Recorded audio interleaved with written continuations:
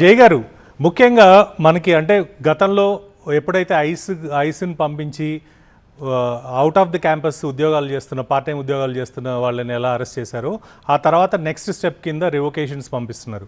విద్యార్థుల మీద రాబోయే రోజుల్లో ఇంకా ఎలాంటి చర్యలు ఎగ్జిక్యూటివ్ ఆర్డర్స్ ద్వారా ట్రంప్ తీసుకునే అవకాశాలు ఉన్నాయి?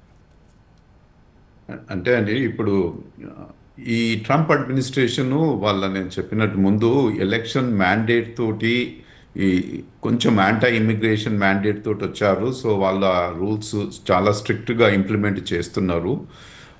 మన స్టూడెంట్స్ కూడా ఎక్కువ కేర్ఫుల్గా ఉండాలండి. ఇప్పుడు వచ్చిన దాని ప్రకారము మా ఆట కూడా స్టూడెంట్స్ తోటి కొంచెం one of my main objectives ఏంటంటే ప్రోయాక్టివ్గా మనము ఎటువంటి చర్యలు తీసుకోవచ్చు. మనకు వెబినార్సే కానీ క్యాంపస్లకు స్టూడెంట్స్ తోటి వెళ్ళి డూస్ అండ్ డోంట్స్ మీరు ఇక్కడికి వచ్చినప్పుడు ఎటువంటివి విషయాలు చెయ్యాలి చెయ్యొద్దు, అన్ఆథరైజ్డ్ వర్క్ చేయొద్దు.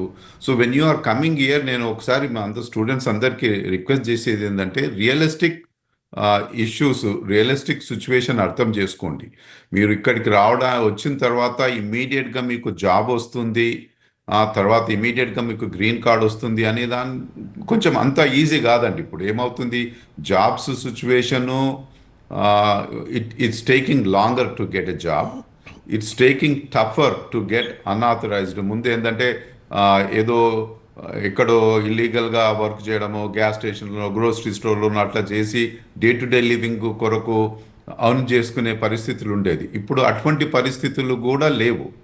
సో దాంతో మనం ఇంకా ఫైనాన్షియల్ బర్డెన్ ఎక్కువ ఉంటుంది కనుక మీరు ఇక్కడికి వచ్చినప్పుడు అసెస్ యువర్ ఫైనాన్షియల్ స్ట్రెంగ్త్. ఇక్కడికి వచ్చి నేను కొద్ది జాబ్ రావడానికి కొద్ది ఎక్కువ సమయం అయితే కూడా నేను ఫైనాన్షియల్గా విత్ స్టాండ్ అవుతాను.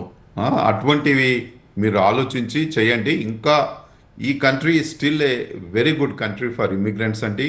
కష్టపడి హానెస్ట్గా ఇఫ్ యు ఆర్ ఇంటిగ్రిటీగా వర్క్ చేస్తే, బాగా చదివితే నీకు జాబ్స్ వచ్చే ఆపర్చునిటీస్ ఉంటాయి. సో ఇంకా I still encourage everybody to come here and do go to school, study well and get a job. But at the same time ప్రాక్టికల్గా ఉన్న సిచ్యువేషన్ కూడా మీరు అర్థం చేసుకోండి.